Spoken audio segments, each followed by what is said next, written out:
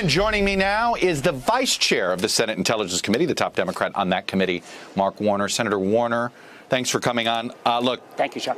I know you were just on the floor. I believe the latest person to object to bringing up your bill to the floor was Marsha Blackburn, Republican from Tennessee. But this isn't the first time this happened. What is the explanation you've been given by Republicans such as Senator Blackburn and others for why they're opposing the ability to bring this floor to the floor, to just bring this bill to the floor to debate?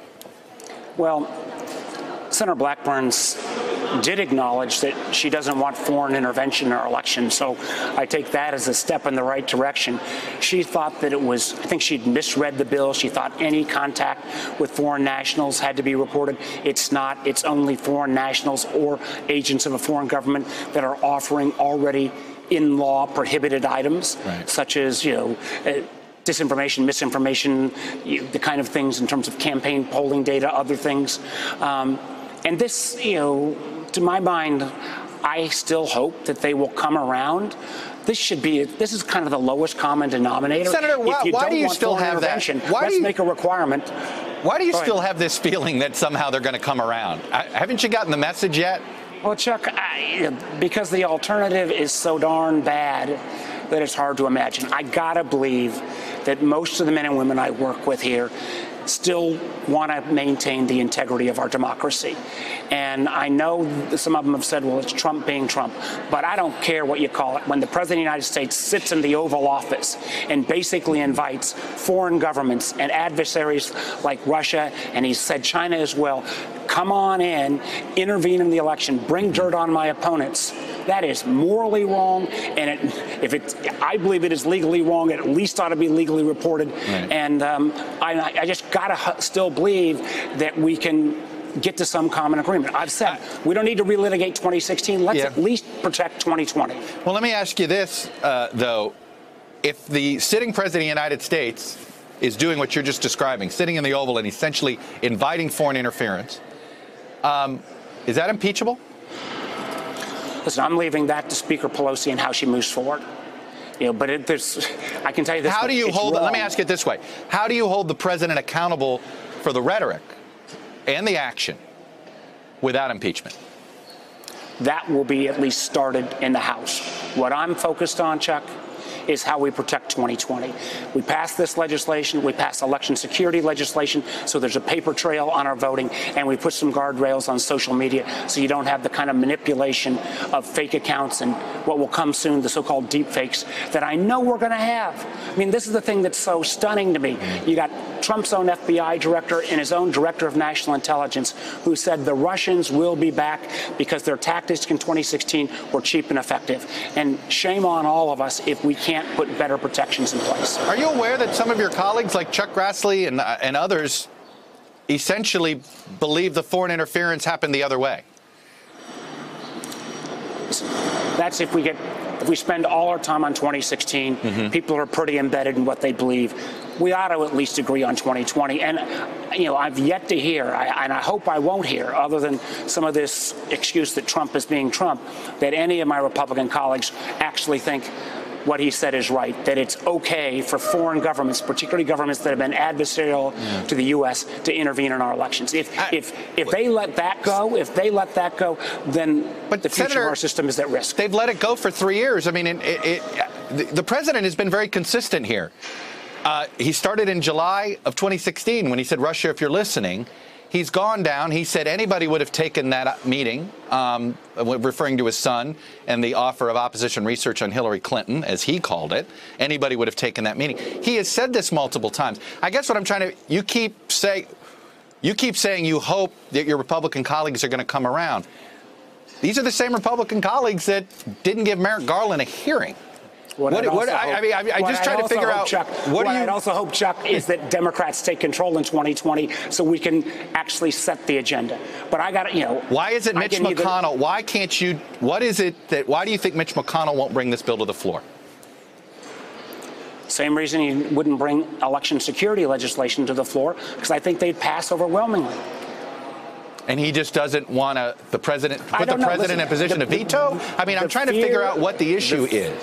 The fear that people seem to have of this president inside amongst my Republican friends is pretty wild. You know, when the fact that the president's own Secretary of Homeland Security wanted to hold a cabinet meeting on election security, which is part of her job, and she was told not to do this because it might offend the sensibilities of Donald Trump. Well, if that isn't one more point in your argument, Chuck. But the truth is, in the meantime, unless we go to even further gridlock than we've got, I got to keep trying to find a way to work with my colleagues to at least put some points on the board about election security for 2020. At what point should you be shutting down the Senate and basically not letting them do anything until they at least take up this bill? I mean, you know, at some point, do you have to, you keep hoping that everybody will play by a set of rules that I don't believe there is a rule book that anybody on the other side is following anymore. Well, I think this last incident, and again, time will probably prove me wrong again, but there was beginning of folks stepping up, and frankly, at the end of the day, it's also up to the American public. If the American public, no matter whether they watch Fox or MSNBC or anything in between, isn't outraged by the comments that he made yesterday, then shame on Americans as well. Shame on all of us. Do you think he's conditioned? I mean, do you think the problem is that because he so trivializes the idea of foreign interference, he's mocked it, he's made it sort of a gag, a joke of sorts? So as you said, it's the Republicans come up to you and say, he's just Trumpian Trump. He's just crazy Trump. Do you think that has actually conditioned us to just shrug our shoulders now, that everybody says, they all cheat, so let the best cheater win? Yeah, I worry about that, because I worry about if you make this the new normal and we elect a Democrat, and the Democrat would then say, okay, well, it worked for Trump, I'm going to try these tactics. It obviously concerns me. So what I'm trying to do is let's stick to the facts. Yeah. Let's try to make the case, and let's hope again that the American public, who I think, you know, if you are a traditional Republican, if you are a supporter of Ronald Reagan, whose career was about fighting Russia and communism, Ronald Reagan, who must be spinning in his grave after the comments of Donald Trump yesterday, I'd ask my, Ronald Reagan Republicans, speak up, step out. At what point do you think your party should stop hoping for the norms to kick in, though? Like, that's the part of this, Senator Warner, where you just sit there. I think, there was this magic hope by some of you that somehow the filibuster would be held for the Supreme Court. There's this magic hope that you guys have. At what point do you realize that Lucy always pulls the football away? Well, Chuck, you can make a pretty good case on the set of facts that you're outlining.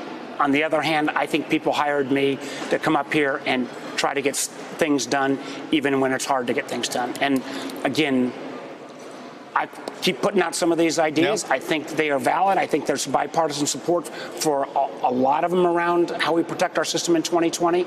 But your point is, if they don't step up, time will tell. Senator Mark Warner, Democrat from Virginia, keeping the faith and bringing those guardrails back to our political system. A lot of us like our guardrails, that's for sure. Senator Warner, thank you, sir. Hello, YouTubers. If you're watching this, it means you've checked out our channel, so thank you. Now do me a favor, subscribe by clicking on that button down there.